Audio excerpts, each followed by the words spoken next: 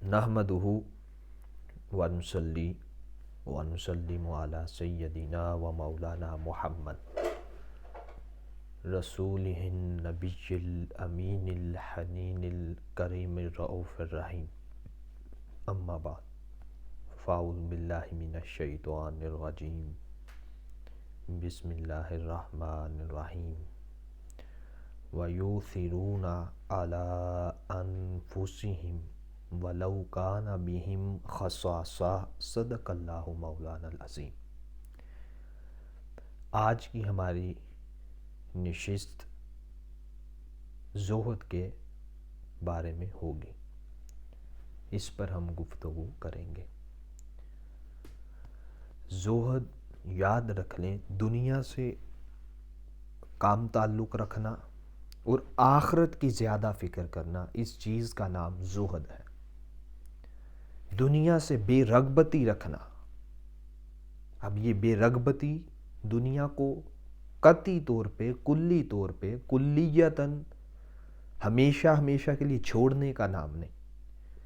इसके अंदर जो उखरवी चीज़ों के रास्ते में रुकावट बनती है दुनिया में, उनसे बचने का नाम ज़ुहद है।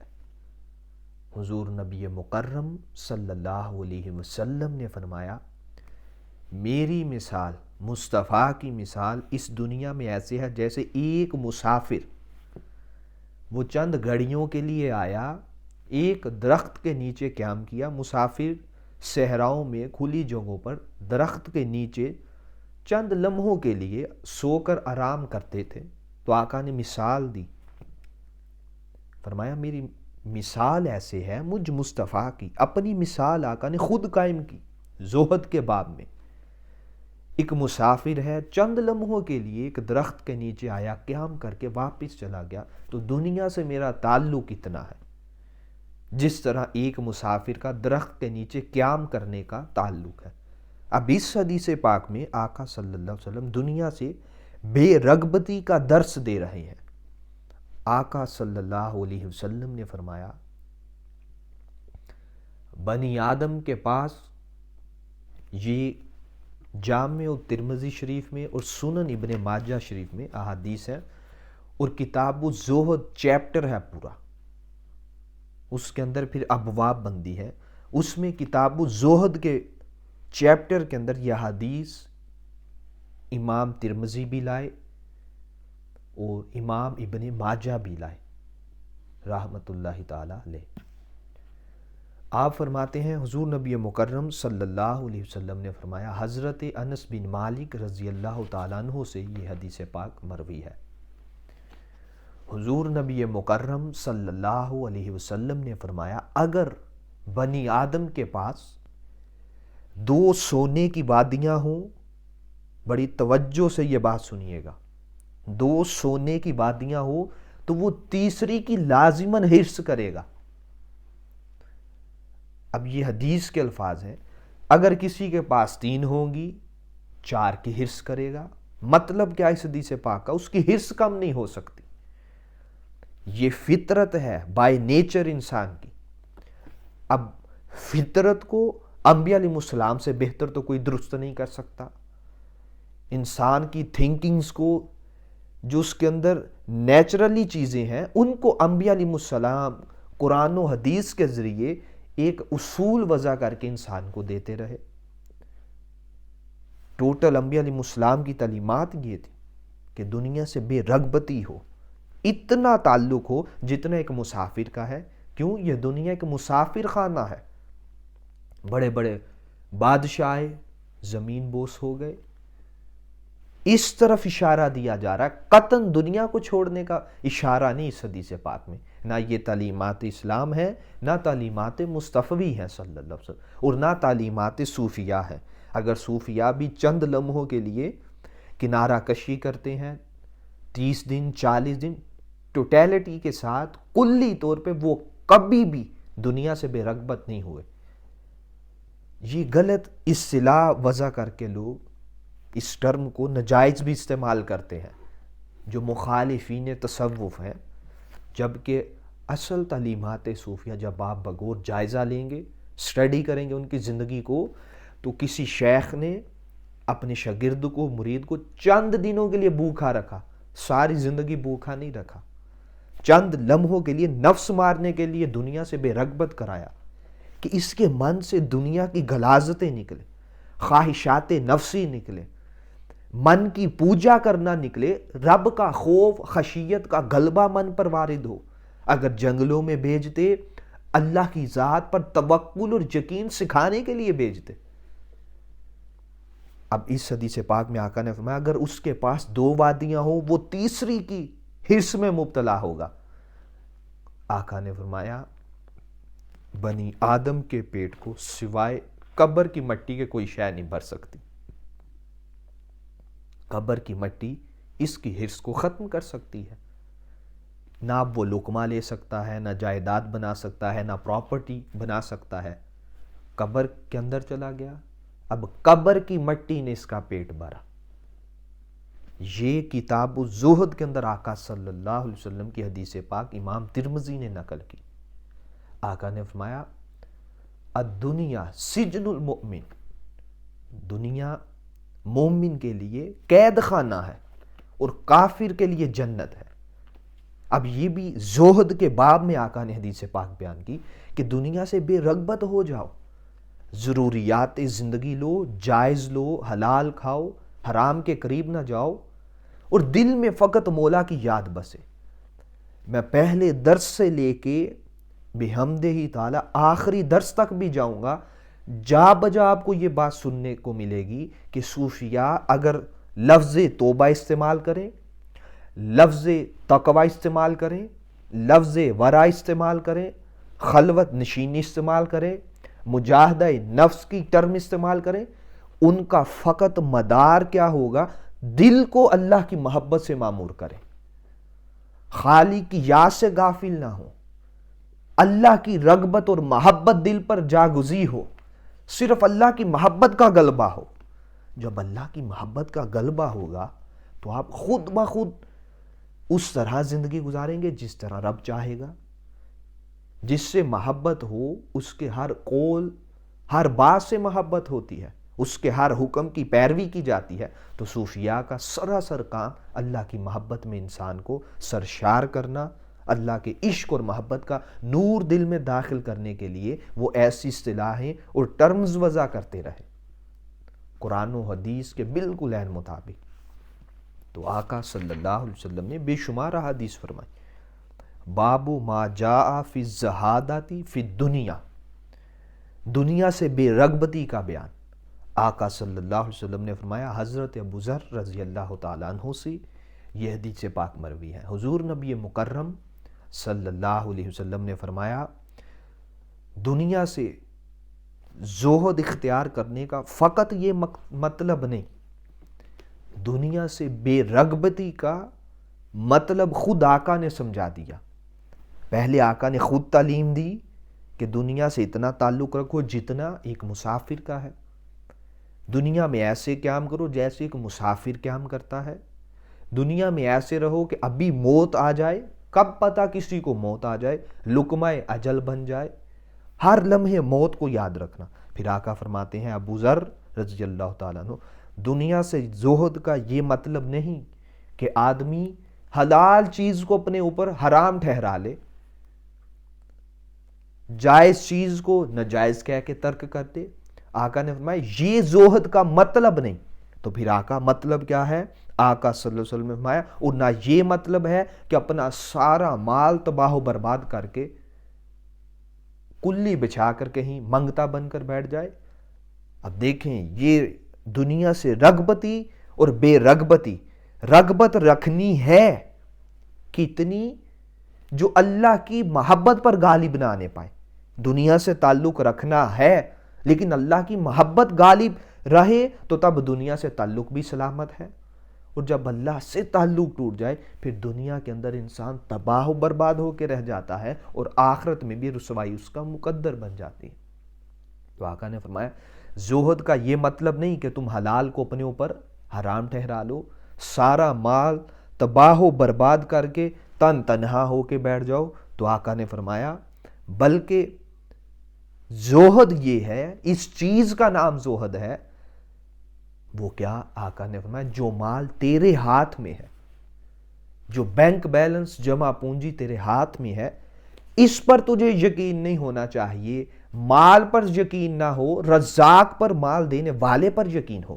ممکن ہے ابھی کسی لمحے یہ مال تجھ سے چھن جائے، ڈاکہ پڑ جائے، چوری ہو جائے، کوئی ایسی اللہ کی طرف سے کوئی مصیبت درپیش آ جائے، آزمائش آ جائے، تیرا سارا مال اس آزمائش میں اس آزمائش کے اندر تیرا مال صرف ہو جائے۔ تو آقا نے فرمایا اللہ کی ذات پہ توکل اور یقین رکھنا، اس کا نام زہد ہے۔ جو اللہ کے دستے قدرت میں ہے اس پر یقین رکھنے کا نام زہد ہے۔ یہ نہیں کہ یہ مال میرا ہے کبھی ختم ہی نہیں ہوگا، یہ دولت میری ہے کبھی ختم ہی نہیں ہوگی۔ آقا فرماتے ہیں یہ زہد نہیں، بلکہ زہد یہ ہے لاکھ بھی ہو، کروڑ بھی ہو، اربوں خربوں بھی ہو، لیکن اللہ کی یاد اس کے دل میں رہے، اللہ کی محبت اس کے دل میں رہے، اسلامی تعلیمات کے مطابق زندگی بسر کرے، اور جو کچھ پاس ہو اس پر نگاہ نہ رکھے، اپنے رب پر، اس کی رضا پر راضی رہنا سیکھ لے۔ یہ زہد ہے۔ اب ذرا تصور میں لائیں، یہاں پہ کہاں دنیا کو چھوڑنے کی بات ہوئی، رب سے تعلق استوار کرنے کی بات کی گئی۔ اگر یہ ساری چیزیں ہوں ساتھ، اللہ کا تعلق بھی ساتھ ہو، وہ شخص زاہد ہے۔ اگر یہ سب کچھ پاس ہے اور اللہ کی محبت کا نور ہے تو وہ شخص زاہد ہے۔ ہاں، یہ مال تب فتنہ ہے، یہ بیوی بچے اولاد تب فتنہ ہے جب تم بھی اللہ سے دور ہوتے چلے جاؤ دن بدن، پھر یہ فتنہ اور آزمائش بنیں گے۔ اگر تم دن بدن مولا کے قریب ہوتے جاؤ، دن بدن رب کے قریب ہوتے جاؤ، مال آتا ہے، دھیان اللہ کی طرف رہے، غریبوں، مسکینوں، یتیموں میں بانٹتا رہے، بیواؤں، مسکینوں کے اوپر شفقت کا ہاتھ رکھتا رہے، وہ شخص اللہ رب العزت اور مصطفیٰ کریم صلی اللہ علیہ وسلم اور اسلامی تعلیمات اور شریعت محمدی صلی اللہ علیہ وسلم کے مطابق وہ شخص زاہد ہے، وہ دنیا سے بے رغبت ہے۔ مال پاس ہونا اور نہ ہونا برابر ہو جائے، یہ بے رغبت، یہ دنیا سے بے رغبتی ہے۔ اگر یہی بیٹھ کے سوتا رہے اس کے پاس اتنے لاکھ ہیں میرے پاس نہیں، تب وہ شخص پہ دنیا سے رسوائی اٹھائے گا، اور چہ جائے کہ کسی کے پاس کچھ بھی نہ ہو، اللہ کی ذات پہ یقین اور توکل ہو، اس سے امیر کائنات میں کوئی شخص نہیں، اس سے سخی کائنات میں کوئی نہیں، اس سے بڑا بادشاہ کائنات میں کوئی نہیں، جس کا اللہ کی ذات پر توکل اور یقین ہو۔ اس پوری حدیث پاک سے ہم نے سیکھا بھی یہی کہ حرام کو حلال بنا لینا یہ زہد نہیں، مال کو تباہ و برباد کر دینا یہ زہد نہیں، بلکہ جو مال ہاتھ میں ہے اس پہ یقین نہ ہو، رب کی ذات پہ یقین ہو، اس سے ساری پریشانیاں بھی ختم ہو جاتی ہیں۔ معاشروں کے اندر یہ بے سکونی، یہ قلبی کیفیات، ہر لمحے انسان پریشان ہے، ڈپریشن کا شکار ہے، اس کا دماغی توازن برقرار نہیں رہتا، کسی کو لاس ہو جائے کاروبار میں پریشان ہو جاتا ہے۔ آقا تو یہی فرما رہے ہیں، زہد اس چیز کا نام ہے، تجھے لاکھوں کا نقصان بھی ہوتا ہے، ہو جائے، اللہ کی ذات پہ یقین رکھ، جو لاکھ لینے پہ قادر ہے وہ 10 لاکھ دینے پہ قادر ہے۔ جب یہاں پر آگے انسان کا توکل اور یقین کھڑا ہوتا ہے، وہ شخص صوفی بھی ہے، اللہ والا بھی ہے، زاہد بھی ہے، اور اس کے تمام معاملات، پریشانیاں بھی، اللہ کی طرف سے عطائیں بھی سب برابر ہو جائیں، وہ شخص زاہد ہے۔ نہ آنے کی پرواہ کرے، نہ جانے کی پرواہ کرے، وہ شخص زاہد بن جاتا ہے۔ اپنی زندگیوں کو اسلامی تعلیمات کے مطابق ڈالنے کی کوشش کریں۔ یہ احادیث تھیں جو میں نے آپ کے سامنے رکھی۔ زہد کے باب میں حضرت عائشہ صدیقہ رضی اللہ تعالیٰ عنہ سے آقا نے پوچھا، اے عائشہ، قربانی کا جانور کیا؟ تو حضرت عائشہ صدیقہ رضی اللہ تعالیٰ عنہ سے پوچھا کہ عائشہ، قربانی کا جانور، اس کا کیا کیا؟ گوشت بانٹا، کیا کیا؟ تو آقا صلی اللہ علیہ وسلم سے حضرت عائشہ صدیقہ رضی اللہ تعالیٰ عنہ نے فرمایا، آقا، اقران بچا کے رکھ لی ہے۔ اب یہاں پہ آقا صلی اللہ علیہ وسلم کا جملہ بھی سنیں اور مسکراتے ہوئے انداز میں آقا نے فرمایا عائشہ کیا؟ دوبارہ کہو۔ کہا آقا اقران بچا کے رکھ لی ہے۔ تو آقا مسکرائے، کہا عائشہ سن لو، جو اللہ کی راہ میں دے دیا صرف وہی بچا کے رکھا ہے، جو اپنے لیے بچا کے رکھا ہے حقیقت میں یہ ہم نے اپنی ذات کے لیے بچایا ہے، اللہ کی ذات کے لیے اس کو وقف نہیں کیا۔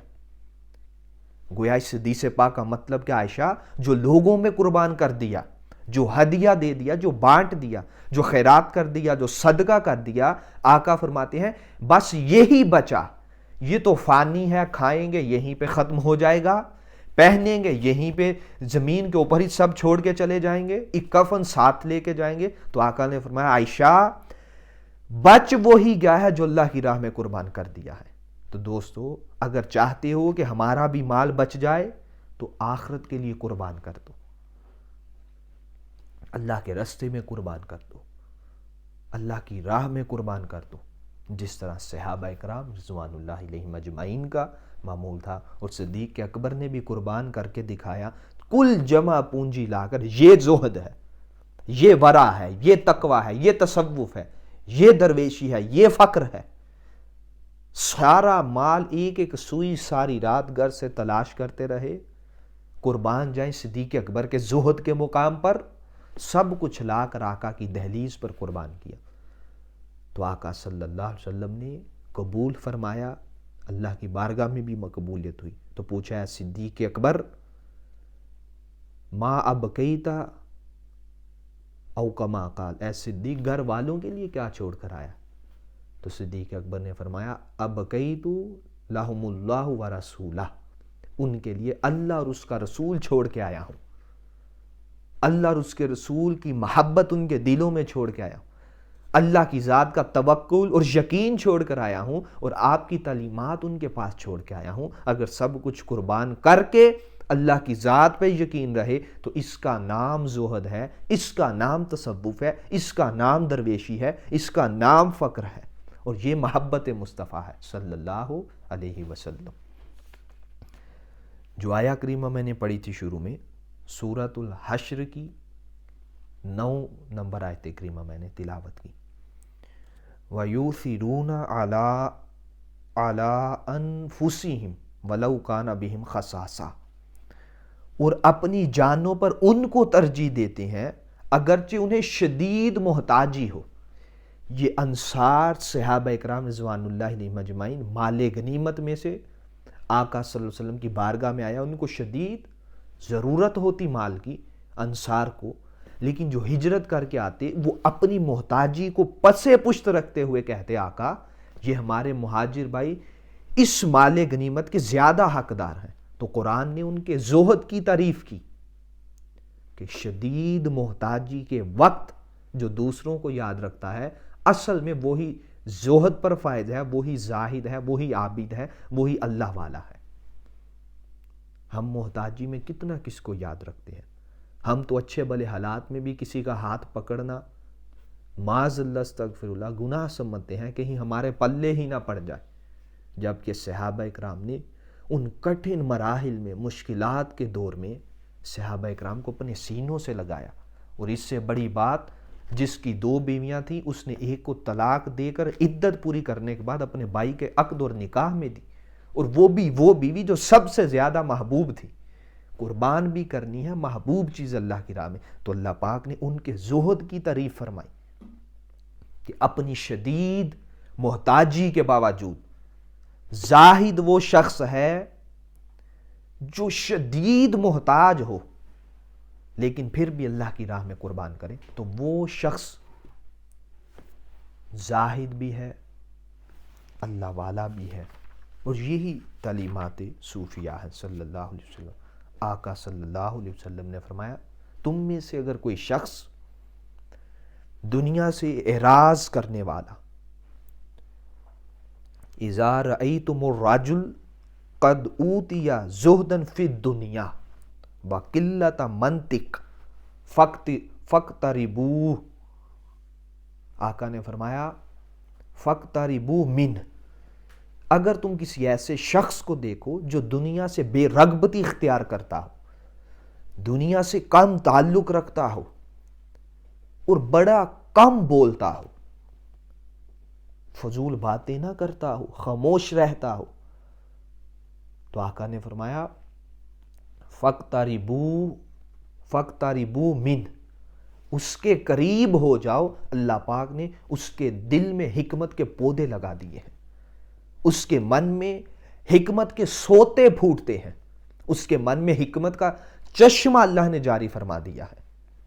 قرآن پاک میں اللہ پاک نے فرمایا مَن یُؤْتِ الْحِکْمَةَ فَقَدْ أُوتِیَ خَیْرًا کَثِیرًا، جس کو حکمت عطا کی گئی اس کو خیر کثیر دیا گیا۔ یہ مال خیر کثیر نہیں قرآن کی روح سے، یہ علم خیر کثیر نہیں قرآن کی روح سے، یہ جاہ و جلال منصب خیر کثیر نہیں۔ قرآن تو کہتا ہے یہ ساری دنیا قلیل ہے، اس کا مال بھی قلیل، اس کا متاع بھی قلیل۔ تو اللہ پاک فرماتے ہیں جو دنیا سے بے رغبت ہو جائے، جو دنیا سے کم تعلق رکھے، دنیا سے جائز حدود کے اندر رہتا ہوا تعلق رکھے، حرام کے قریب نہ جائے، حرام کا لقمہ اپنے قریب نہ آنے دے، آقا صلی اللہ علیہ وسلم فرماتے ہیں ایسے شخص کے من میں اللہ کی حکمت کے سوتے پھوٹتے ہیں، ایسے شخص کے من میں اللہ کے حکمت کا نور پھوٹتا رہتا ہے۔ اور قرآن کہتا ہے جس کو حکمت دی گئی اس کو خیر کثیر دیا گیا، اس کو بے بہا دیا گیا۔ تو دوستو خیر کثیر کا مالک وہ شخص ہے جس کے پاس حکمت ہے۔ حکمت کب نصیب ہوگی؟ جب دنیا سے تعلق مصطفیٰ کی تعلیمات کے مطابق ہوگا۔ تو آقا نے میں جو دنیا سے بے رغبتی رکھتا ہوں، اب بے رغبتی کی میں پوری وضاحت پیچھے کر چکا، جو دنیا سے بے رغبتی رکھتا ہو، کم بولتا ہو، حضور صلی اللہ علیہ وسلم من صامتا نجا، جو خاموش رہتا ہے وہی نجات پاتا ہے، وہی فلاح پاتا ہے، وہی کامیابی پاتا ہے۔ خاموشی کے اندر ایک چپ سو سکھ۔ جب آپ بولیں گے نادانستہ طور پہ، نہ چاہتے ہوئے بھی کسی کی غیبت کا امکان ہے، چغلی کا امکان ہے، کسی کی پردہ پوشی کا امکان ہے، کسی کا عیب اچھالنے کا امکان ہے، اس کا پردہ چھپانے کی بجائے محفل میں پردہ کہیں اس کا اچھل نہ جائے، اس کا امکان ہے۔ تو کثرت کلام اللہ کی حکمت کے قریب نہیں لے کے جاتا، زیادہ بولنا اللہ کی حکمت کے قریب نہیں لے کر جاتا، کم بولنا من میں اللہ کی حکمت کا نور پیدا کرتا ہے۔ حضور نبی مکرم صلی اللہ علیہ وسلم کی احادیث، قرآن پاک کی آیات بینات میں نے آپ کے سامنے رکھی۔ اب رسالہ کشیریہ سے صوفیاء کے احوال، ان کے اقوال، زہد کے بارے میں آپ کے سامنے رکھتا ہوں۔ صوفیاء فرماتے ہیں، حضرت سری سکتی رحمۃ اللہ تعالی علیہ، زاہد اس چیز پر خوش نہیں ہوتا جو اس کے ہاتھ میں ہو، اور جو چیز اس سے چلی جائے اس پر غم نہیں کرتا۔ اب دیکھتے چلے آئیں صوفیاء کے اقوال، یہ قرآن و حدیث کے بالکل عین مطابق ہے۔ کوئی چیز پاس ہو اس سے خوش نہیں ہوتا، اللہ کی ذات پہ یقین رکھتا ہے۔ کیوں؟ وہ اس سوچ کا مالک ہے زاہد انسان کہ اگر آج اللہ نے دیا ہے، ممکن ہے اگلے لمحے چھین لے، اگلے لمحے آزمائش کے لیے واپس لے لے۔ وَلَنَبْلُوَنَّكُمْ بِشَيْءٍ مِّنَ الْخَوْفِ وَالْجُوعِ او کما قال، قرآن پاک میں اللہ پاک نے ہم ضرور بھی ضرور تمہیں آزمائیں گے، کبھی خوف سے، کبھی ڈر سے، کبھی مال سے، کبھی بھوک سے، کبھی پیاس سے، کبھی جانیں لے کر تمہیں آزمائیں گے۔ تو آزمائش کسی بھی لمحے ہو سکتی ہے۔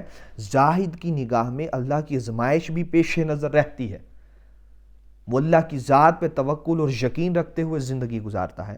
تو صوفیاء فرماتے ہیں وہ جو ہاتھ میں ہو اس پہ خوش نہیں ہوتا، جو چلا جائے اس پہ ناراض نہیں ہوتا، وہ اللہ کی رضا میں راضی رہتا ہے۔ حضرت رویم رضی اللہ تعالیٰ عنہ نے جنید بغدادی رضی اللہ تعالیٰ عنہ سے سوال کیا۔ جنید بغدادی رضی اللہ تعالیٰ عنہ سے زہد کے بارے میں سوال کیا، تو پوچھا کہ آپ زہد کے بارے میں کیا رائے رکھتے ہیں، زہد کی تعریف، ڈیفینیشن آپ کیا کرتے ہیں؟ تو جنید بغدادی رضی اللہ تعالیٰ عنہ نے فرمایا، زہد دنیا کو حقیر جاننا اور دل سے اس کے نشانات کو مٹاتے رہنا، اس کا نام زہد ہے۔ پھر جنید بغدادی رضی اللہ تعالیٰ عنہ نے دوسرے مقام پہ فرمایا جو چیز تیری ملکیت میں ہے، جو تیرے ہاتھ میں ہے، جو دولت جمع پونجی تیرے ہاتھ میں ہے، دل اس کی طرف متوجہ نہ ہو، دل پھر بھی مولا کی طرف لگا رہے، رب کی یاد میں رہے، رب کے توکل اور اس کی یاد میں ہماتن رہنا، اس کا نام زہد ہے۔ دل اللہ کی یاد سے غافل نہ ہو، دنیا سے بے رغبت ہو، خدا سے بے رغبت نہ ہو، وہ شخص زہد والا ہے، وہ شخص زاہد ہے۔ حضرت یحییٰ بن معاذ رضی اللہ تعالیٰ عنہ نے فرمایا کوئی شخص اس وقت تک زہد کی حقیقت کو نہیں پہنچ سکتا جب تک اس میں 3 خصلتیں پیدا نہ ہو جائیں۔ عمل بلا علاقہ، اللہ کی رضا کے علاوہ کوئی عمل سر انجام نہ دے، کسی کی مدد کرے، قرض حسنہ دے، کوئی عمل کرے فقط اللہ کی رضا کے لیے کرے، یہ پہلی بات۔ دوسری فرماتے ہیں قول بلا طمع، اور بغیر لالچ کے اندر گفتگو کے بغیر کلام کرے، اس کے کلام میں لالچ نہ ہو کہ تعریف کروں گا مال مل جائے گا، کسی کے حق میں بولوں گا مال مل جائے گا۔ اور تیسرا فرماتے ہیں عز بلا ریاسہ، وہ ریاست کے بغیر عزت کا طلبگار ہو، اور حکومت اور عہدے کے بغیر اپنے آپ کو باعزت بنائے۔ فقط یہ نہ سمجھے کہ حکومت میں آؤں گا، ریاست میں آؤں گا تو عزت بنے گی، جب تک یہ 3 خصلتیں پیدا نہ ہو وہ شخص کبھی بھی زہد کی حقیقت کو نہیں پا سکتا۔ ذوالنون مصری علیہ رحمہ سے پوچھا گیا انسان زہد کے مقام پر کب فائز ہوتا ہے، اس کو زہد کا مقام کب حاصل ہوتا ہے؟ تو آپ نے فرمایا جو شخص اپنے نفس کی لذتوں کو چھوڑتا ہے، نفس کی خواہشات کو چھوڑتا ہے، نفس کی پوجا کو چھوڑتا ہے، وہ شخص اسی لمحے زاہدین کی لسٹ میں شامل ہو جاتا ہے، اللہ کے پسندیدہ اور برگزیدہ بندوں میں شامل ہو جاتا ہے۔ پھر اسی طرح یحییٰ بن معاذ رضی اللہ تعالیٰ عنہ سے توکل اور زہد کے بارے میں پوچھا گیا۔ آپ نے فرمایا تیری پوشیدہ ریاضت اور عبادت اس مقام تک چلی جائے، اس حد تک چلی جائے کہ اگر اللہ پاک تجھے 3 دن رزق نہ دے تو بھوک سے رہے، تیرا نفس ایک لمحے کے لیے بھی اپنی بھوک کی طرف توجہ نہ کرے، اگر بھوکا بھی ہو تو رب کی یاد سے ہٹے نہیں، جب تک 3 دن تو بھوکا نہ رہ لے۔ بس یہ چند دنوں کے لیے مشق کروائی جاتی ہے، ساری زندگی قطعاً بھوکا رکھنا مقصد نہیں۔